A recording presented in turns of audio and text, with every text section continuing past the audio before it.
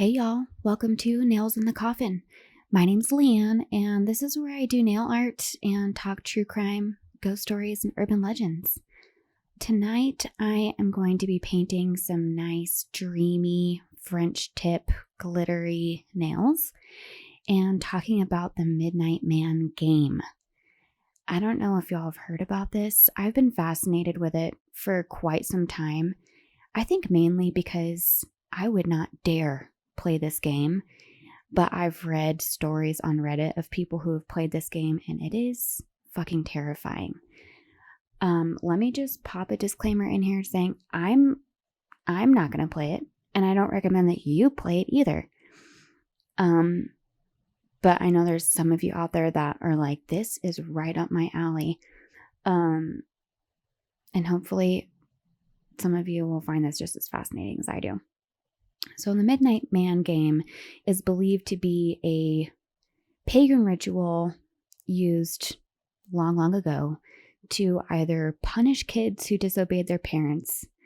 I've also read that it was used to punish robbers, outlaws, and also to punish people who disobeyed the gods. Now, really, most likely, I feel like that's the most,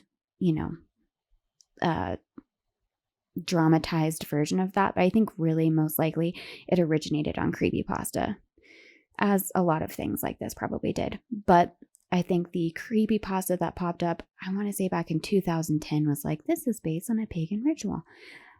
Which if it was used to punish kids back in the day, I'm so glad I was not a child of that time. Okay, so here's the gist. Here's how to play the game.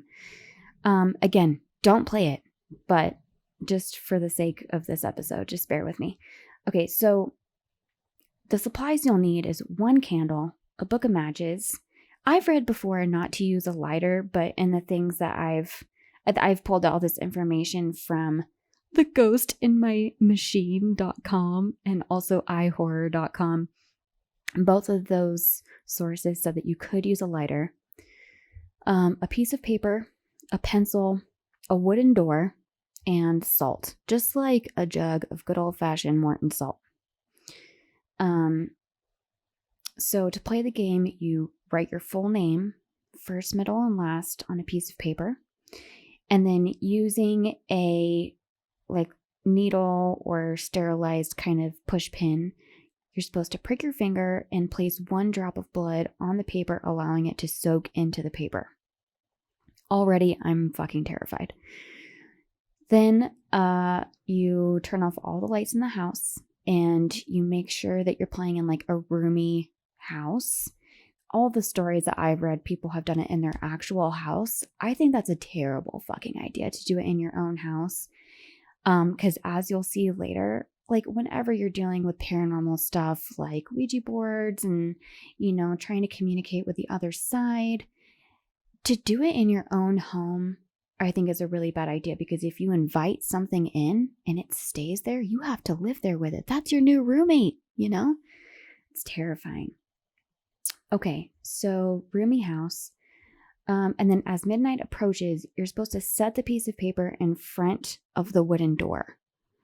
So I'm thinking of a wooden front door. You want to set it on your doorstep, just right outside.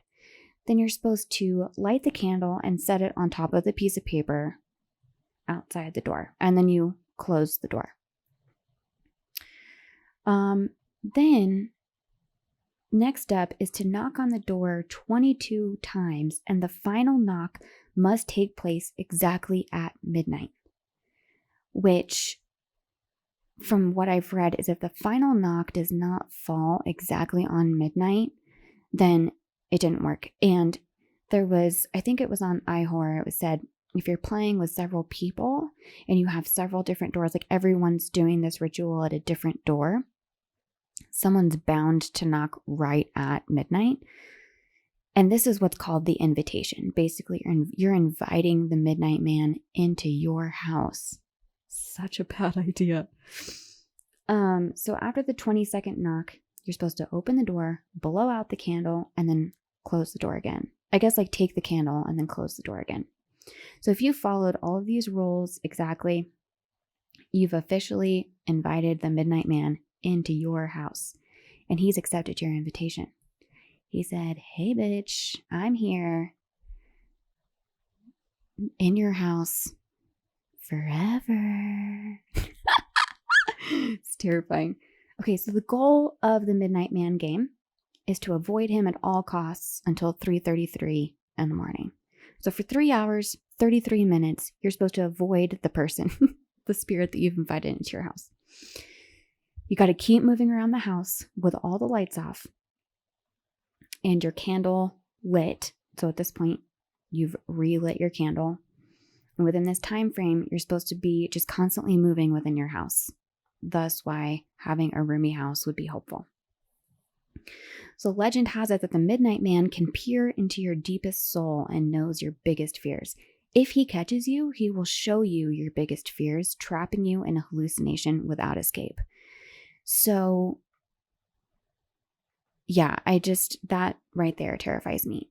Also, another thing I read is that the legend says that if he catches you, he will remove your organs one by one while you're still conscious, and you'll be unable to cry out for help to the other players. So just like imagine those, I'm sure we've all had them, those like worst nightmares where you are running or you're in trouble and you're trying to scream out for help and nothing comes out. Like you open your mouth and it's just like nothing. So terrifying. One time when I was younger, the most terrifying dream I'd ever had, I was obsessed with the Spice Girls in 2nd grade. And I had this dream that they came into my house and all the Spice Girls were like torturing me in our dining room, and Scary Spice was getting up in my motherfucking face, and I was trying to scream for help, like trying to scream to where I was getting a headache in real life because I was like, getting like so upset in my dream, and nothing would come out of my mouth, and Scary Spice was all up in my fucking face. That's what triggers me when I read this. This story is that like those dreams where you're held captive and you're trying to scream for help and nothing comes out. I'm sure you have a better, more terrifying dream than the Spice Girls coming out after you. But that's what I think of when I read this. So back to the Midnight Man. If your candle goes out in this time, you have 10 seconds to relight the flame. And if you're successful, you keep moving. So I'm assuming candle goes out, 1 Mississippi, 2 Mississippi, all the way up to 10 Mississippi. If you can't get it relit, which is why it would be helpful, and I guess would make sense if you had a lighter. Whereas if you had matches, you'd have to set down your candle, get the matches out. It would be a whole song and dance. Also, it's storming right now, so if you hear rumbling in the background, it's nothing paranormal. It's just nature. So if you fail to immediately light the candle within the 10 seconds, then you have to immediately make a circle of salt around you large enough for you to sit down, and you just sit within its borders and you remain there until 3:33 in the morning. So ways that you know that the Midnight Man is near. If you feel sudden drops of temperature, if it gets really, really cold all of a sudden, you hear whispers. I read some stories of people online who were hearing like evil, like really creepy demonic whispers following them, footsteps, seeing a dark shadowy figure. That means the Midnight Man is near. And at 3:33, the game's over and you can turn on the lights. Now, warnings, do not turn on the lights during the game. So between midnight and 3:33 in the morning, no lights can come on. Do not substitute a flashlight instead of a candle. That's cheating. Also, you cannot use someone else's blood on the piece of paper in the beginning. That's also cheating. Also, do not fall asleep. I don't know how you could fall asleep. Like all the stories I've read of people doing this, like they're so terrified. There's no fucking way they're falling asleep, you know? Also, some say he never truly leaves. That's what I'm saying. If you do this in your house, he's just your new roommate. Like, when you come home, there he is, leaving for work. He's like, bye, babe. Love you. You know, he's always there. So,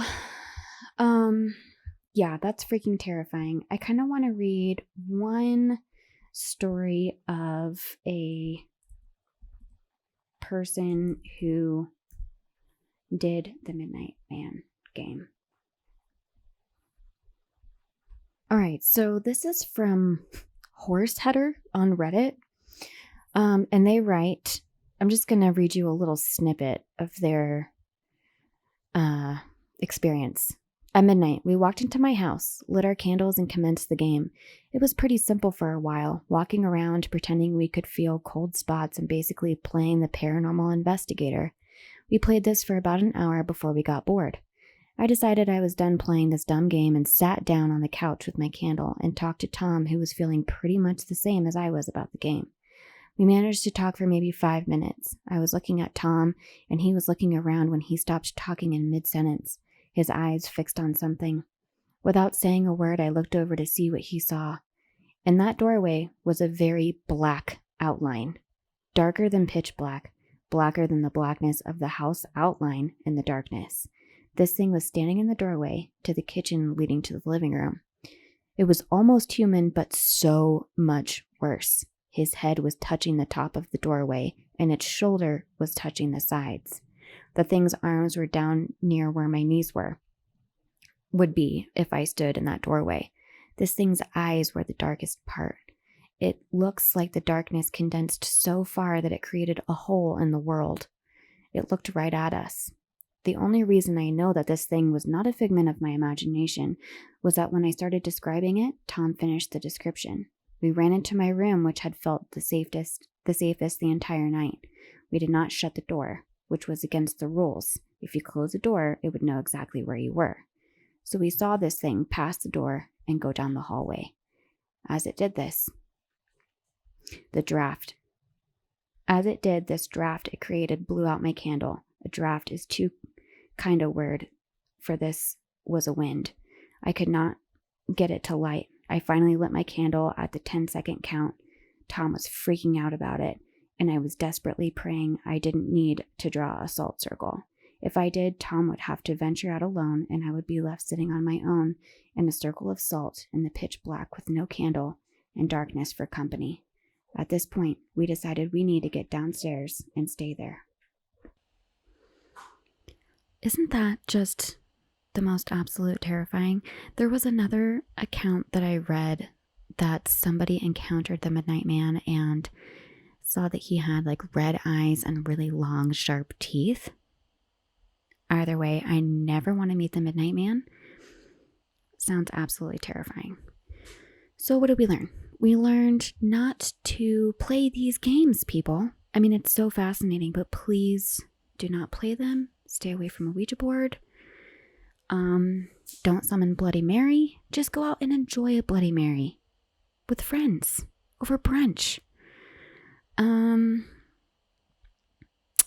Yeah, all in all, I think that's the biggest takeaway from here. Because whatever you invite into your house, it's bound to stay there, and your life probably will never be the same. And that's the nail in the coffin. Y'all, whew, look at those nails. They're so dreamy and beautiful. I love that nail charm. Okay, thanks guys. Love you. Bye.